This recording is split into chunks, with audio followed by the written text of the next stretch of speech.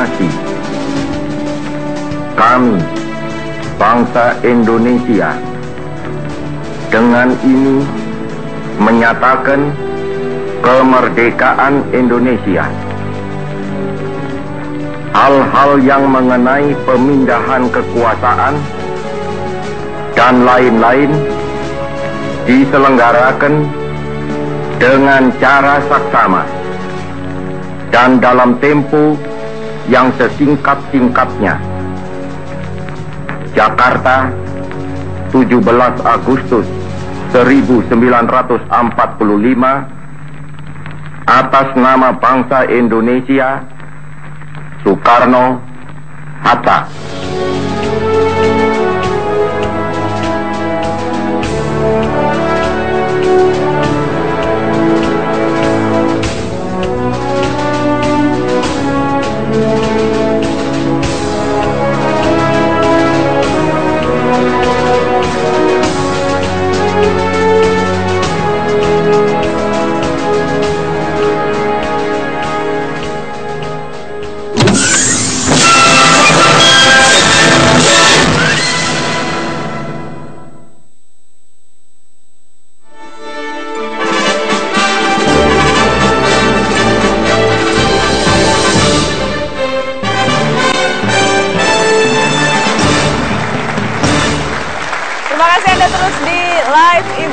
Memilih Wakil Rakyat masih bersama saya Najwa Shihab, dan pemirsa, saya akan kembali bertanya ke Dewan Pakar Metro TV Philips Surmonte yang juga pengamat politik dari CSIS. Mas Philips, tadi kita lihat konferensi pers Megawati dan Puan Maharani, dan kalau kita bandingkan dengan konferensi pers dari Prabowo Subianto, Ketua Dewan Pembina Partai Gerindra, raut mukanya tampak berbeda ya. Yang satu berseri-seri, kalau yang belakangan tampak agak sedikit tidak sesumringah seharusnya. Saya kira itu tergantung dari perspektif kita melihat ya. Seharusnya mungkin PDIP kalau kita lihat track surveinya, kalau lihat dari tahun lalu sebetulnya sudah naik juga 12, 14, 16, lalu sekarang 19%. Gitu. Ya. Yang berbeda adalah karena ada ekspektasi terhadap pengumuman Jokowi sebagai capres, yang kita tahu adalah orang yang mungkin hingga hari ini berdasarkan berbagai survei itu orang yang paling electable, paling populer, sehingga diharapkan bisa membawa naik suara PDIP lebih banyak daripada yang seharusnya. Dan ini juga terkait dengan proses pencalonan capres, ya. Sehingga bahwa PDIP kurang perolehannya dari apa yang mereka harapkan, itu saya kira kita bisa lihat hari ini. Hanya saya kira pertarungannya masih panjang. Masih panjang, dan saya kira PDIP dengan 19% pun sudah seharusnya cukup berbahagia dengan Baik, pertarungan masih panjang, dan kita akan langsung tanyakan apa reaksi bakal calon presiden dari PDI Perjuangan. Kita sambut Bapak Joko Widodo.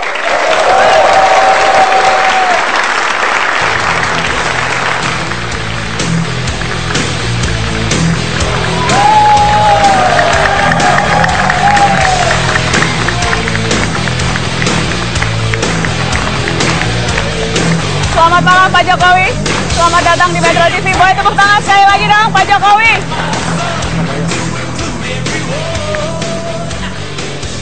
Sengaja lagu Metallica kami putar Pak Jokowi. Lagu Metallica untuk Joko Widodo. Bakal capres PDI Perjuangan yang hari ini memenangkan pemilu versi quick count. Senang? Tidak terlalu senang karena tidak puas? Atau bersyukur apapun hasilnya Pak Jokowi? Ya, kita patut bersyukur, alhamdulillah.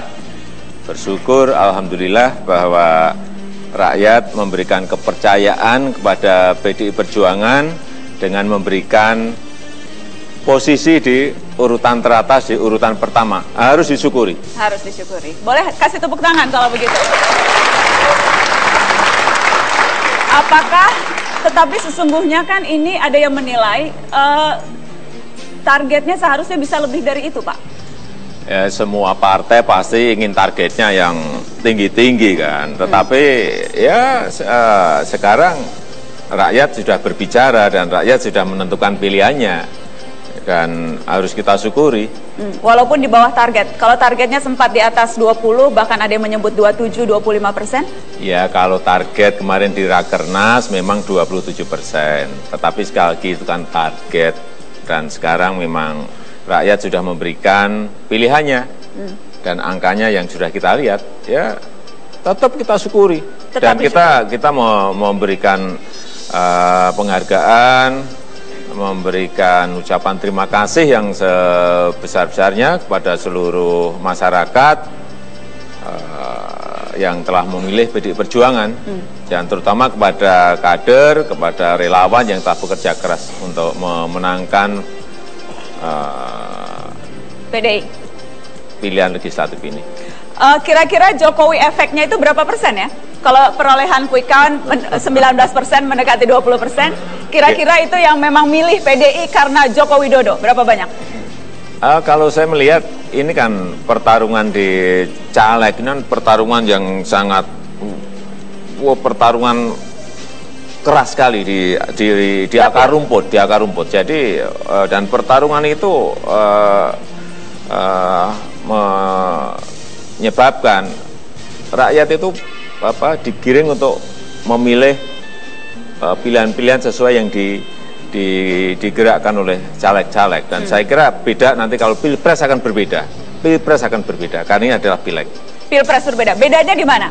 Karena yang bertarung Jokowi sendiri, Jokowi langsung? Ya, yang di pilpres nanti kan yang pertama nanti tokohnya yang akan bertarung kan juga tidak banyak. Kalau yang pileg ini ada, kalau nggak keliru 6.000, kurang lebih 6.600. Pertarungan yang sangat ruwet dan di bawah pasti sangat ramai sekali. Kalau ini kan nanti mungkin bisa 2, mungkin bisa 3 dan maksimal 4. Nanti kita lanjutkan. Akan berbeda. Akan berbeda. Berbeda seperti apa nanti saya akan gali lagi siapa kira-kira teman koalisi yang akan diajak oleh PDI Perjuangan dan juga Joko Widodo. Setelah pariwara jangan kemana-mana, tetap di Metro TV Live Event Memilih Wakil. Terima kasih Anda terus di Metro TV Live Event Memilih Wakil Rakyat. Saya Najwa Shihab dan saya sudah ditemani oleh calon presiden dari PDI Perjuangan, partai yang memenangkan pemilu legislatif versi quick count, Joko Widodo. Pak Jokowi, melihat hasil quick count, peta koalisi yang akan terbentuk, menurut Anda akan seperti apa? Kita tidak mau berbicara koalisi, kita ingin berbicara masalah kerjasama dalam menyelesaikan persoalan-persoalan besar bangsa yang besar ini. Jadi bukan koalisi, kalau koalisi itu selalu konotasinya adalah bagi-bagi kursi, bagi-bagi menteri, itu yang kita nggak suka. Koalisi identik dengan dagang sapi, tetapi yang pasti perlu cukup kursi, perlu cukup suara untuk memajukan Anda menjadi calon presiden, Pak Jokowi. Ya oleh sebab itu, sekali lagi, kerjasama boleh dengan siapapun, dengan partai apapun, saya kira kita terbuka ya. PDI Perjuangan terbuka dengan sebuah catatan, punya platform yang sama. Kalau kita melihat hasil quick count-nya Pak Jokowi, Golkar ada di PDIP nomor 1, Golkar nomor 2, kemudian Gerindra nomor 3, dan ada partai-partai yang lain. Kalau kita bicara, kalau tidak mau disebut konotasinya dagang sapi, maka minimal platform partainya mendekati atau gagasan-gagasan yang diutarakan mendekati. Mana dari partai-partai itu yang paling mendekati PDI Perjuangan? Ya nanti kalau sudah ketemu lah baru. Ketemu siapa Pak? Ya ketemu yang di sana itu, yang partai-partai itu.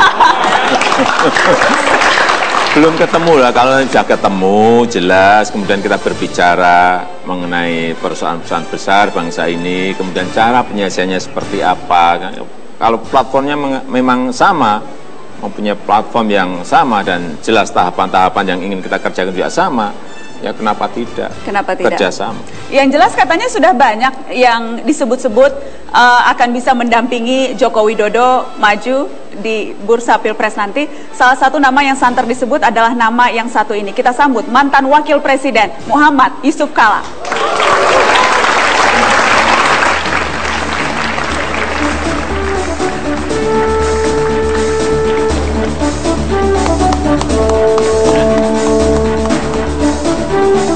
Sekali lagi kita berikan sambutan yang meriah Pak Muhammad Yusuf Kalla. Ayo. Hai Najwa. Hai Najwa, baik. Silakan bergabung Pak. Hai, ketemu kita. Kabar ketemu kita. Yuk. Sehat-sehat Pak JK? Sehat, dan juga sehat. Betul tidak tadi waktu saya memperkenalkan Bapak, saya kan langsung to the point. Yang Apa saya itu? sebutkan adalah ini nama-nama, salah satu nama yang santer disebut akan mendampingi Joko Widodo. Tepat tidak saya memanggil Anda tadi itu, Pak? Itu kan nanti kita bicara selain lah baru. Sudah ada pembicara, kan karena santer disebutnya seperti itu. Tapi sesungguhnya Saya seperti berapa apa? bulan kita terus 6 bulan kali ya? Belum, 3 bulan. Oh, Pak. 3 bulan lah ya. Terakhir ketemu 3 bulan yang lalu. Yang dibicarakan bukan bicara Soal kota, soal banjir waktu itu ya. Ya, soal PMI, Pak. PMI betul-betul. Oh, jadi tidak bicara capres-cawapres ya? Enggak. Tidak ya? Tidak. Pak JK, saya minta Anda komentar soal perolehan Golkar. Karena Anda masih politisi Golkar kan, Pak? Anda masih politisi Golkar? Masih punya bekas KTA? ketua masa. Bekas ketua, oke. Harus jelas dulu ini. Jelas itu. Perolehan Golkar, kalau dari Quick Count, kita lihat 14,48%. Persis sama dengan waktu sama saya. Wah, apa itu artinya? Artinya Golkar tidak naik, tidak turun. Artinya Golkar orang-orang setia gitu kan. Orang-orang setia. Iyalah. Nah, satu lagi katanya ini juga setia. Saya ingin panggil satu orang yang katanya setia. Kita panggil peserta konvensi Partai Demokrat, Dahlan Iskan.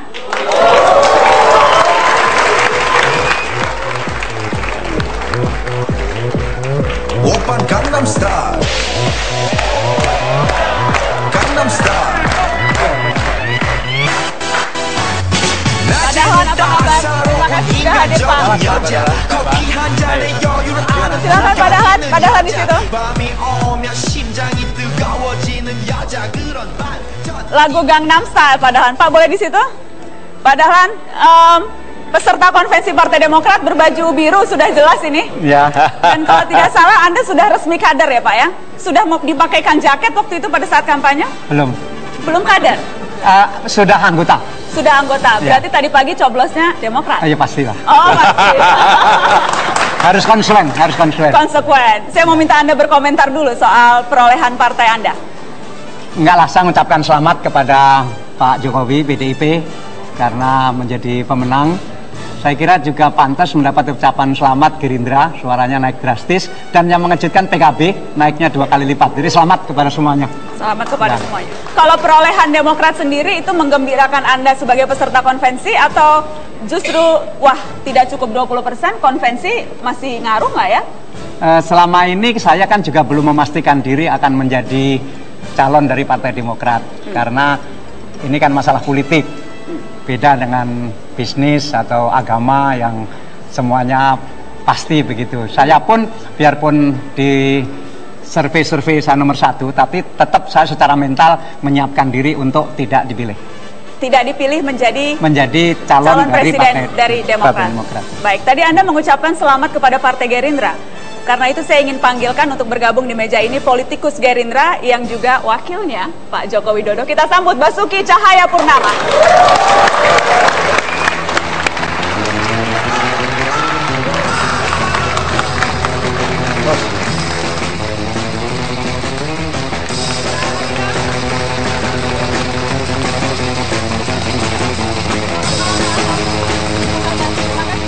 Silakan duduk. Boleh disalami dulu, Pak. Ayo.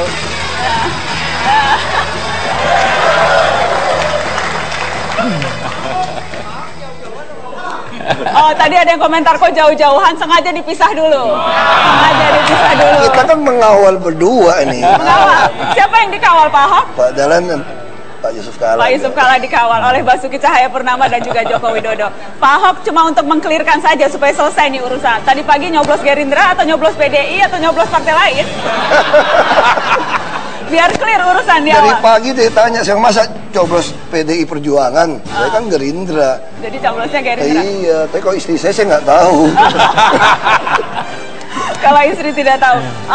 Pak Ahok, tadi saya bertanya ke Pak Jokowi, juga Pak JK dan Pak Dahlan soal hasil quick count. Tadi Pak Dahlan sudah memberikan selamat kepada Gerindra. Politikus Gerindra, Ahok, ini memang sesuatu yang membanggakan Anda, perolehan Gerindra? Ya, walaupun tidak capai target 20%, tapi sebagai partai yang termasuk baru, bisa 3 besar mendampingi PD Perjuangan dan Golkar, saya kira ini satu kemajuan yang luar biasa. Artinya kami sudah bisa nempatin tiap komisi di DPR RI tahun ini bisa 5-6 orang, satu hal yang baik. Itu kira-kira memang faktor Prabowo atau ada sedikit lah faktor Ahok di situ? Nggak mungkin faktor Ahok lah, pasti faktor Pak Prabowo lah. Pasti faktor Pak Prabowo ya. Baik, nanti kita akan lanjutkan perbincangan ini karena akan semakin menarik. Sudah ada 4 baju biru, Gerindra, Elang, kemudian juga ada politisi Golkar dan tentunya calon presiden PDI Perjuangan sesaat lagi setelah pariwara berikut. Terima kasih Anda terus di live event Memilih Wakil Rakyat. Saya malam ini bersama dengan Joko Widodo, Yusuf Kala, Dahlan Iskan dan juga Basuki Cahayapurnama. Pak Jokowi, banyak nama yang sering disebut akan bisa mendampingi Anda maju ke bursa Pilpres. Tadi saya sudah sebutkan salah satu nama yang disebut ada di samping Anda, Pak Jokowi. Kemudian juga Pak Dahlan Iskan. Pak Dahlan, sesungguhnya nama Anda juga kerap disebut. Kalau tidak maju jadi peserta konvensi, mungkin saja bisa maju sebagai calon wakil presiden. Bahkan Pak Jokowi, Pak Ahok yang paling ujung sana, itu namanya juga masuk favorit mendampingi Jokowi. Jadi Pak Jokowi langsung saja buka-bukaan malam ini mau pilih yang mana, monggo Pak. Sekarang ini kita memang masih pada proses kriteria. Kriterianya apa? Ini masih digodok, belum rampung kriteria dan yang... Kriteria dari dalam hati kecil Jokowi, siapa yang cocok? Enggak, kalau saya sih mau laki, mau perempuan nggak ada masalah, mau sipil, mau militer nggak ada masalah, mau tua, mau muda nggak ada masalah. Nggak ada masalah. Yang masalah apa jadi? Pasti ada masalah, masalahnya kriterianya belum selesai. Belum selesai. Iya. Nanti kalau udah selesai baru. Tapi apakah misalnya yang akan diperhitungkan itu lebih ke partai mana yang akan bisa bekerja sama lebih erat, koalisi misalnya nasionalis Islam, atau itu sudah tidak lagi relevan, atau yang lebih melengkapi karakter Jokowi sebagai sosok personal? Ya saya kira semuanya lah, semuanya dikalkulasi, semuanya dihitung, baik nanti untuk melengkapi banyak kekurangan yang saya punyai, misalnya juga masalah platform antar partai kan juga harus semuanya dihitung, semuanya dikalkulasi. Semuanya dikalkulasi. Kalau Pak Jokowi malu-malu, saya ingin minta tanggapan dari Mas Burhanuddin Muhtadi, dari Direktur Eksekutif Indikator Politik Indonesia. Mas Burhan, tolong bantu Pak Jokowi merumuskan kriteria. Tadi katanya kriterianya masih dirumuskan, tolong Mas, dikasih free konsultasi malam ini Mas. Sebelum menjawab soal kriteria tadi, saya ingin jelaskan, ini data yang menurut saya menarik dan menambah panjang satu postur politik elektoral Indonesia yang galau, gitu ya. Galau, ya. Tahun 99, PDI Perjuangan unggul dengan perolehan 33% dan partai yang dapat 3% atau lebih cuma 5, PDI Perjuangan, Golkar, PKB, P3 dan PAN. Tahun 2004, partai yang menang itu Golkar, cuma dengan perolehan 22-23%, turun dibanding tahun 99 yang diperoleh oleh PDIP, dan partai yang dapat 3% atau lebih nambah jadi 7. Pemain barunya adalah PKS dengan Demokrat. Tahun 2009, pemenangnya ganti lagi Demokrat, dan pemenangnya Demokrat cukup 20,8% menang. Kemudian pemainnya nambah lagi jadi 9, Gerindra dengan Hanura. Tahun 2014, pemenangnya turun lagi dari 20,8% diperoleh Demokrat, sekarang PDIP dengan kisaran 19%, dan partai yang dapat 3% atau lebih nambah. Pemain barunya adalah Mas Burhan? To the point, artinya? Artinya terjadi fragmentasi politik, dan fragmentasi politik ini turut menentukan juga proses penjalinan koalisi untuk Pilpres 2014. Karena praktis dengan perolehan 19,14%, PDI Perjuangan tidak cukup aman dengan mengandalkan suara dari partainya sendiri. Nah, disitulah untuk proses capres-cawapres bukan hanya persoalan idealisme saja, tapi juga seberapa besar cawapres tadi mendukung dan memastikan pemerintahan hasil Pilpres mendapatkan dukungan yang maksimal di parlemen. Boleh kasih tepuk tangan untuk Mas Burhan. Baik. Pak JK, ada komentar khusus? Ada komentar khusus, Pak? Ya, ini artinya bahwa masyarakat itu makin memahami, artinya mungkin suara masyarakat makin melebar lah gitu ya, tidak terfokus lagi kepada suatu partai, kelompok, dan mungkin partai juga ada yang berbuat baik, ada yang berbuat yang tentu kurang. Terlalu cepat kita bicara koalisi sekarang? Atau memang sudah waktunya bicara koalisi dan pilihan capres-cawapres? Bagi partai tentu harus bicara koalisi, bagi partai ya, kita ini tidak. Bagi partai itu harus bicara koalisi, karena tidak ada bisa, bagaimanapun harus melangkah ke pemilihan presiden, dan harus ada koalisi. Dan itu bagus, artinya ini mendorong suatu kegotong royongan. Tidak ada satupun yang bisa membawahi lebih banyak kepada yang lain. Tapi membutuhkan suatu semangat kekompakan, kegotong royongan baik di tingkat partai apalagi masyarakat. Ini bagus ini. Tidak ada satu yang bisa lebih dominan, tapi kegotong royongan akan timbul. Tapi gotong royong itu tidak terlihat pada saat kampanye ya Pak Jokowi? Kalau kampanye tampaknya yang paling banyak diserang itu Anda, capres boneka, didikte, ada pantun khusus dari temannya Pak Ahok waktu itu Gerindra, menyampaikan pantun untuk Jokowi. Kemudian macam-macam semuanya diarahkan ke Anda, Pak Jokowi. Kalau kilas balik kampanye kemarin? Buat saya nggak ada masalah. Misalnya dibilang capres boneka ya nggak apa-apa, tapi bonekanya rakyat. Boneka rakyat. Kalau pantun-pantun ya juga nggak ada masalah. Ada pantun, ada sajak, ada puisi. Bagus saja untuk hiburan rakyat. Hiburan rakyat. Kalau dibilang Pak SBY, Jokowi jangan mau didikte siapapun, ada pesan, mau menyampaikan pesan balik, silakan Pak. Ya siapa yang dikte itu siapa gitu loh. Yang mau mendikte siapa dan yang dikte siapa, dijelasin dong, biar jelas. Kalau saya membantu menjelaskan, mungkin maksudnya nih Pak, mungkin maksudnya didikte oleh Ketua Umum PDI Perjuangan yang memberikan mandat. Apakah Jokowi didikte Megawati? Sampai detik ini tidak ada yang namanya dikte-mendikte seperti itu. Saya kira bisa dilihat waktu saya memegang jabatan di wali kota maupun gubernur sekarang nggak pernah ada. Hanya di depan biasanya waktu kita memulai melaksanakan tugas dan pekerjaan itu diberi arahan, ya ini. Setelah itu semuanya diserahkan kepada kita. Ada satu lagi yang juga keras, disebutnya pemimpin Jakarta itu penipu. Saya kira waktu di pilihan wali kota pertama, kedua, pilihan gubernur pertama, kedua, biasa ada yang bilang pembohong, ada yang bilang penipu, ada yang sara, ada yang semuanya sudah makanan sehari-hari buat saya. Dan Anda tapi tidak merasa menipu rakyat? Ini semuanya saya ini kan sebagai sebuah tugas dimanapun dalam sebuah skop yang kecil di kota, skop yang sedang, yang lebih besar di provinsi, dan skop dengan dimensi yang luas. Saya kira buat saya sama saja, tugas itu asal dikerjakan dengan baik, saya kira apapun tugas yang diberikan akan kita kerjakan. Oke, saya mau lempar ke Pak Ahok yang senyum-senyum dari tadi. Pak Ahok, ketika dibilang penipu, ketika dibilang tidak kerja, yang membela Jokowi itu Ahok. Itu membela karena sayang, membela karena tidak enak bos, atau membela karena apa? Ya saya kira bukan bela lah, kita ditanya ya kita jawab kan. Wartawan kalau ditanya nggak dijawab marah juga kan. Ya ditanya nipu, saya juga bilang rasanya sih tidak gitu ya. Mungkin wartawan yang salah ngutip gitu loh. Enggak sih, nggak salah kutip. Saya dengar langsung bilangnya gitu. Ya? Wah, saya nggak tahu itu. Saya sih merasanya sih biasa-biasa aja ya. Anda berada dalam posisi tidak enak tidak Pak Ahok? Karena bos Anda dua nih. Jokowi bos dong, Pak Prabowo bos dong. Jadi nanti kalau dua-duanya maju, Basuki Cahayapurnama nih di mana? Oh, saya pasti pilih Pak Prabowo sebagai kader Gerindra. Oh gitu? Pasti dong. Tidak memilih Pak Jokowi? Saya udah lapor ke Pak Jokowi. Pak Jokowi bagus, itu namanya kamu kader yang baik. Betul katanya. Dipahami Pak Jokowi? Dipahami. Ya, saya kira.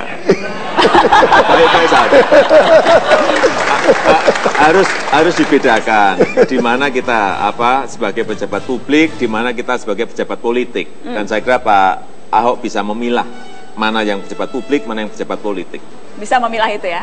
Jadi kualitas yang baik untuk calon wakil presiden juga dong Pak? Saya kira iya. Iya ya. Nggak masuk dalam hitungan shortlist dari Pak Jokowi, Pak Ahok? Atau nggak enak sama Pak Prabowo? Listnya masih menunggu kriteria. Listnya dalam kriteria. Ini tampaknya ungkapan baru. Waktu itu kan ungkapannya nggak mikir. Sekarang ungkapannya masih dalam kriteria. Sampai itu ditutupkan. Pak, saya ingin Pak Jokowi, saya tahu Anda sudah harus melapor ke partai, tapi saya minta Anda untuk menunggu karena saya mau minta komentar Pak Dahlan dan Pak JK soal Pak Jokowi. Silakan Pak Dahlan. Komentar apanya? Apakah misalnya tadi Pak Dahlan katakan masih belum tentu dengan Demokrat. Apakah itu artinya Anda membuka peluang untuk menjadi RI2? Saya kira begini, saya Pak JK ini kan pengusaha. Pengusaha itu lebih realistis. Dan Kalau waktu ikut konvensi dulu saya mengistilahkan saya ini lagi menjemput takdir, maka dengan hasil pemilu seperti ini saya harus menurunkan derajat itu menjadi menunggu takdir. Menunggu takdir. Jadi dari menjemput takdir menjadi menunggu takdir. Menunggu takdir. Ya. Saya dibisiki Pak Jokowi habis ini harus langsung ke Kebagusan untuk konsolidasi partai dengan Bu Mega. Padahal mau titip salam ke Bu Mega atau titip yang lain boleh, monggo disampaikan. Saya titip salam kepada sepanjang jalan sampai ke sana. Dengan Bu Mega tidak ada pesan-pesan khusus. Ya semua samalah, mulai dari Metro nanti sampai ke Kebagusan, yang ditemui siapa saja saya titip salam. Salamnya apa? Salam kompak, tolong doakan. Ya salam selamat lah, salam selamat atas kemenangan PDI. Ya. Salam selamat kemenangan PDI. Boleh tepuk tangan dong buat Pak Dahlan. Pak JK, ada titip pesan atau ungkapan khusus? Karena sebentar lagi harus langsung ke Kebagusan nih Pak Jokowi. Ucapan selamat. Bahwa PDIP menjadi ranking 1 yang menanglah dalam pemilu legislatif ini. Karena itu kan sangat penting untuk suatu apresiasi masyarakat. Apresiasi masyarakat. Tidak ada pesan personal untuk Bu Mega? Tidak. Tidak enak ya Pak? Itu kan lagi konsolidasi tadi. Lagi konsolidasi. Kita tidak bisa mengganggu konsolidasi partai masing-masing kan. Oke, Pak Ahok mau menyapa Bu Mega Pak? Saya mah sering nyapa, orang kenal baik kok. Oh gitu, tidak perlu titip pesan khusus ya? Iya. Kalau saya ke sana kan makan siang lagi nggak lucu lagi hari. Makan mie Belitung waktu itu lagi saya 9 April saya nongkrong di Kebagusan kan nanti heboh lagi. Heboh, pasti heboh. Dipikirnya nanti akan berbeda. Baik, Pak Jokowi, apa yang ingin Anda sampaikan? Nanti malam ke Kebagusan itu konsolidasi lebih ke melihat apa langkah selanjutnya. Tetapi sesungguhnya apa saja nih plan ke depan menuju Pilpres? Ya, saya kira ini kan sudah waktunya sudah sangat mepet sekali ya, tinggal 3 bulan. Saya kira malam ini kita akan pastikan bahwa manajemen perencanaan, manajemen organisasi sudah harus dipastikan sehingga langkah untuk menuju ke Pilpres ini betul-betul sudah terkelola, waktunya terkelola, organisasinya, dan menuju ke sana jelas. Menuju ke sana jelas. Ada pesan terakhir penutup Pak? Ya, sekali lagi kami mengucapkan terima kasih atas dukungan dari masyarakat kepada PDI Perjuangan dalam pemilu legislatif ini.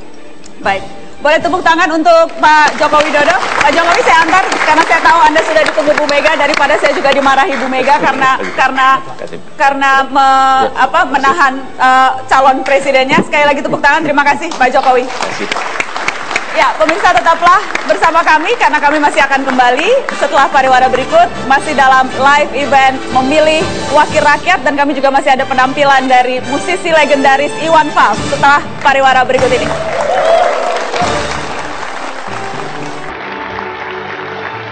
Terima kasih Anda terus di live event memilih wakil rakyat bersama saya Najwa Shihab sampai pukul 22 waktu Indonesia Barat nanti. Dan saya masih bersama dengan Pak JK, Pak Dahlan Iskan, dan juga Basuki Cahayapurnama atau yang ngetop dipanggil Pak Ahok.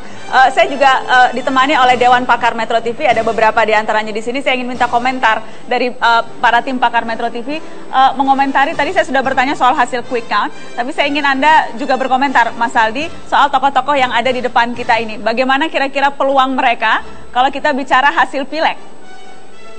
Ya, sebetulnya kan kalau dilihat kita mau menempatkan sosok Jokowi sebagai calon presiden, karena kalau tidak ada perubahan akan menjadi calon presiden partai PDIP.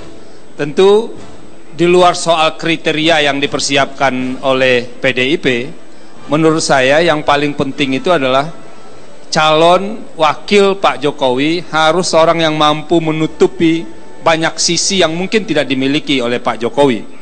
Misalnya menurut saya salah satunya itu adalah tidak soal teknis ekonomi, hukum, dan segala macam. Dengan jumlah partai yang tadi disebut oleh rekan Burhan akan ada 10 di parlemen, harus dicari sosok orang yang memiliki kemampuan berkomunikasi dengan baik dengan semua kekuatan politik di DPR. Sebab kalau ketemu wakil yang kemudian gagal membangun komunikasi yang baik dengan parlemen, itu hampir dipastikan bahwa pemerintah akan sulit menghadapi kekuatan-kekuatan politik di DPR. Bang Sandi, ini saya ingin kuncinya di situ, memilih orang yang pas. Tadi saya ingin Anda minta berkomentar soal Pak Dahlan. Tadi kata-katanya menarik, sampai saya catat, menjemput takdir versus menunggu takdir. Nah, jadi ini kalau kita bicara Demokrat dan konvensi, lebih baik mana nih? Menunggu atau langsung menjemput saja? Ini kan salah Demokrat sendiri yang ragu-ragu menentukan. Mestinya menurut saya agar Pak Dahlan tidak mengubah dari menjemput takdir menjadi menunggu takdir, mesti menjelang pemilu legislatif sudah diumumkan dong calon presidennya. Seharusnya ya. Karena Demokrat sendiri tidak firm dengan sikapnya, dan wajar saja kalau kemudian di antara calon yang ikut bertarung di Partai Demokrat kemudian mengubah posisinya dengan komposisi suara yang ada hari ini. Karena kalau komposisi hasil quick count tidak mungkin Demokrat mengajukan calon presiden sendirian. Akan berat. Berat sekali untuk mengajukan calon presiden sendiri. Komentar Anda. Saya tadi itu bilang bahwa kalau dulu ikut konvensi itu menjemput takdir, sekarang harus menunggu takdir. Itu maksudnya saya kan tidak punya wewenang apa-apa untuk menentukan koalisi di antara partai-partai ini. Saya kan hanya anggota biasa, pengurus juga bukan, kader juga bukan. Sudah ada sinyal-sinyal belum dari Demokrat? Karena tadi malam sempat beredar rumor bahwa akan segera ditentukan. Ada nama baru inisial, DS dan A katanya. Apakah itu Anda, Pak Dahlan, akan segera declare nih? Nggak tahu, DS kan bukan saya. Bukan. Saya kan DI. Maaf Pak, DI, Dahlan Iskan. Saya tidak pandai membaca sinyal-sinyal begitu. Tidak pandai. Ya. Dan sama sekali belum ada informasi apapun soal bagaimana nasib Demokrat sekarang dan konvensinya. Ya, sekali lagi karena kan saya hanya anggota biasa di situ, itu pun baru 2 minggu, sehingga saya tidak pernah berharap akan mendapatkan informasi-informasi yang kelas 1 karena status saya yang anggota paling bawah. Anggota paling bawah. Mas Philips. Saya kira begini, ini hasil yang menurut saya menarik karena 2 hal. Pertama, kita akan menyaksikan sebuah partai yang dulu pernah berkuasa, Megawati pernah jadi presiden, kalah pemilu 2 kali, lalu kembali lagi berkuasa karena konsisten pada jalan elektoral lewat pemilu. Jadi aktor-aktor politik harus mengikuti itu. Yang kedua, PDIP juga sudah membeli pelajaran 2 tahun menjadi oposisi, dua periode menjadi oposisi, dan ternyata menjadi oposisi itu berbuah baik untuk PDIP. Sehingga ketika dalam pembentukan koalisi, sebetulnya tadi apa yang disampaikan Pak Jokowi bahwa koalisi itu tidak harus dibentuk secara besar jumlahnya, itu belajar dari pengalaman PDIP sendiri. Harusnya partai-partai lain bersedia untuk juga menjadi oposisi, tidak harus ikut serta dalam koalisi pemerintahan yang pada akhirnya akan menyulitkan proses-proses negosiasi. Jadi kuncinya akan ada di situ. Baik, saya ingin kita menelisik Gerindra. Ada politikus Gerindra di sini, Pak Basuki Cahayapurnama, walaupun Anda relatif baru di Gerindra. Dengan perolehan suara Gerindra yang menurut hasil quick count 12,28%. Target Gerindra kan sesungguhnya di atas itu. 20% targetnya, supaya bisa dengan mulus memajukan Prabowo Subianto. Dengan melihat hasil seperti ini, akan berubah haluan tidak? Saya tidak tahu juga. Karena tadi belum sempat ketemu Pak Prabowo, tapi saya kira Gerindra tetap konsisten akan mencalonkan Pak Prabowo sebagai presiden. Nah, tinggal mencari nanti partai mana untuk koalisi. Partai mana? Yang mana tuh kira-kira yang mana? Saya tidak tahu juga. Itu urusannya nanti partai. Urusan partai. Anda tidak, selama ini memang Anda sifatnya tuh sudah diwakafkan ke Jakarta begitu? Iya, walaupun saya statusnya ketua DPP partai, tapi saya juga diminta konsentrasi di DKI, karena Gerindra sangat yakin kalau saya sukses di DKI, ini membangun sebuah stigma bahwa Gerindra lah partai yang berani mencalonkan orang lalu diwakafkan. Jadi itu yang Gerindra akan dapat poin di situ. Jadi selama masa kampanye kemarin memang Anda sama sekali tidak diminta untuk coblos Gerindra? Tidak, karena itu tadi Gerindra itu ingin membangun sebuah model untuk melawan stigma. Selama ini kan masyarakat kita mengatakan namanya politikus, pejabat pasti korup, terima suap, macam-macam gitu kan, tidak mau kerja buat rakyat. Nah, Gerindra yakin kalau taruh saya di situ, ini jadi sebuah showcase model untuk melakukan sebuah transformasi nasional. Jadi kita melawan stigma itu. Kalau kamu mengatakan orang jadi pejabat akan mikirin partai, ngurusin yang lain, tidak. Buktinya kan ada Ahok gitu loh. Yang kerja pagi sampai malam untuk warganya gitu. Boleh tepuk tangan dong buat Pak Ahok yang kerja pagi sampai malam untuk warga Jakarta. Kita akan kembali setelah pariwara, tetaplah bersama live event Memilih Wakil Rakyat. Metro TV. Kalau kita bicara soal koalisi, saya ingin minta tanggapan tim pakar Metro TV, Mbak Henry Saparini, khususnya tim pakar bidang ekonomi. Tapi saya ingin minta Anda komentar soal melihat hasil quick count yang sekarang, efektivitas pemerintahan yang seperti apa yang seharusnya bisa kita capai lewat hasil quick count.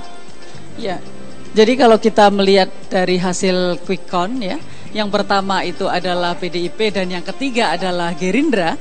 Kita harus ingat bahwa di tahun 2009 sebenarnya PDIP dan Gerindra mereka berpartner. Ya, artinya sebenarnya kalau dari garis, dari platform ekonomi semestinya mereka adalah sama. Nah, kalau tadi kemudian kita melihat bahwa kemungkinan mereka akan mengajukan, sekarang sudah memiliki bakal calon yang berbeda masing-masing, semestinya kita sekarang tampaknya ini sakit hati karena batu tulis ya, Mbak. Nah, jadi kalau tadi disebutkan oleh Pak Jokowi bahwa sekarang ini kriteria yang belum jelas. Nah, kriteria itu kan posisinya harus ada dua, Mbak Nana ya. Yang pertama adalah platformnya tadi ya. Selama ini PDIP yang mengusung Pak Jokowi selama 10 tahun konsisten menjadi oposisi dari incumbent ya, atau dari pemerintah yang sekarang. Artinya bahwa mereka memiliki garis ekonomi yang berbeda dengan pemerintah yang sekarang. Artinya ini harus menjadi salah satu kriteria bagi PDIP dan Pak Jokowi dalam memilih partner. Seharusnya begitu kan, rakyat pasti memahami seperti itu. Dan yang kedua adalah kriteria dari kapasitas antara presiden dan wakil presiden. Artinya di mana yang Pak Jokowi itu memiliki kelebihan dari sisi ekonomi ya, sektor atau orientasi atau visi, dan kemudian wakilnya atau partai yang akan mendukung itu adalah juga partai yang semestinya bisa menutupi kekurangan tadi. Nah, jadi saya rasa ini ada dua. Yang pertama jadi itu yang utama adalah diperhatikan platform ekonomi itu seharusnya menjadi salah satu kunci. Oh, mesti harus jadi salah satu kunci. Dan yang jadi kedua, mana yang tidak mungkin kira-kira, Mbak Hendri? Kalau kita berusaha untuk menghindari koalisi dagang sapi, mana yang seharusnya kalau rakyat memilih PDIP sebagai pemenang? Dan seharusnya rakyat ingin platform ekonomi atau kebijakan ekonomi yang diambil adalah yang memang menjadi visi misi PDI Perjuangan. Mana partai yang selama ini Anda lihat bertolak belakang kebijakannya dan jangan sampai itu kemudian menjadi partner koalisi karena akan sama saja? Ya, sebenarnya yang jelas pasti kalau dengan Demokrat karena sudah 10 tahun itu berbeda garis ya, semestinya tidak sama semestinya ya. Artinya masih ada partai-partai lain yang kita tahu dalam beberapa kebijakan ekonomi selama ini berpasangan dengan PDIP ya, misalnya beroposisi bersama-sama dengan Gerindra, bersama juga dengan Hanura ya, dan beberapa kali juga ada beberapa partai yang bersamaan dengan PDIP. Nah, jadi platform menurut saya penting, tetapi di dalam memilih tadi kriteria lagi tidak hanya koalisi itu tidak hanya untuk ke legislatif, tetapi koalisi untuk membentuk capres dan cawapres. Saya rasa itu juga kriteria yang memang sangat penting. Pak Yusuf Kalla, Anda pengalaman di pemerintahan. Walaupun Anda sekarang bukan di Partai Golkar sebagai anggota biasa, tetapi kalau dengan asam garam pengalaman Anda sebagai politisi senior, pertimbangan koalisi itu sejujurnya memang hanya dagang sapi kan Pak JK? Atau apa memang suara kami ini dihargai Pak? Ketika kami kemudian masuk ke bilik suara, kami memilih Partai A bukan Partai B. Besok Partai A pelukan dengan Partai B Pak. Jadi apa sesungguhnya yang menjadi dasar koalisi? Hanya hitung-hitungan kursi saja? Ya, ada dua hal. Tentu pertama koalisi agar untuk melengkapi syarat itu biasanya berpikir pertama. Kedua tentu juga untuk melengkapi syarat harus sejalan, tidak mungkin kalau dia bertentangan jauh kan. Tapi karena partai-partai juga dewasa ini sebenarnya ideologinya sudah tidak jauh-jauh amat, itu semuanya juga memperjuangkan hal yang sama. Menurut Anda tidak ada signifikansinya Partai A dan Partai B, PDI Perjuangan dengan Demokrat tidak ada bedanya Pak JK? Tentu ada bedanya, pasti ada bedanya. Stylenya beda, dia punya cara fokusnya beda. Bagaimanapun PDIP tentu katakanlah berpikiran memahami mazhab Bung Karno. Kalau Soeharto mazhabnya, Golkar mazhabnya Soeharto, katakanlah gitu kan. Kalau Demokrat tentu mazhabnya SBY lah, ya begitu, kurang lebih gitu. Tapi kan ini kan tidak jauh-jauh beda sebenarnya, semuanya ingin kemajuan. Pak JK bilang Soeharto dan SBY tidak beda, maksudnya itu Pak? Ya tidak jauh-jauh, beda sih kan, tidak jauh saya bilang. Tidak jauh, semua ingin pertumbuhan. Ini kan pro-growth, kan sama saja kan. Pemerataan. Kalau Bung Karno mengatakan adalah kedaulatan, berdikari, kan memang ada tekanan-tekanannya. Harus dilihat dari persejarah partai masing-masing itu sebenarnya untuk melihatnya arahnya kemana. Jadi tidak masalah, kalaupun nanti PDIP dengan Demokrat, menurut Anda sebagai politisi senior itu tidak masalah? Saya sependapat dengan Bu Henry bahwa ada masalah-masalah psikologis juga. Tidak semudah itu orang yang selama ini satu mengatakan ya, otomatis mengatakan tidak, tiba-tiba ya, itu tidak mudah juga sebenarnya. Dan juga ada hal-hal masing-masing lah. Jadi ada yang bisa dengan mudah, ada tentu tidak. Apalagi selama ini kan di kampanye selalu agak bertentangan, ya tidak mudah lah. Kalau antara Demokrat dengan PDIP mungkin secara realistik susah lah pada dewasa ini. Mungkin susah. Pada masa datang bisa. Yang lebih memungkinkan kalau melihat hasil penghitungan suara sekarang? Ya, seperti saya katakan tadi, kebutuhannya kan pertama untuk memenuhi kriteria umum, tapi harus sejalan secara ideologis dan pandangan-pandangan. Selain itu saya kira banyak PDIP dengan Golkar kan dulu juga pernah, dengan PKB bisa, dengan P3 bisa, Nasdem bisa. Semuanya itu bisa. Semua bisa. Semuanya bisa, Pak. Hanya karena sekali lagi ideologi partai itu kan tidak jauh banyak lagi. Tidak jauh berbeda, jadi ukurannya bukan yang itu. Baik, kita akan lanjutkan setelah pariwara, tetap di live event Memilih Wakil Rakyat.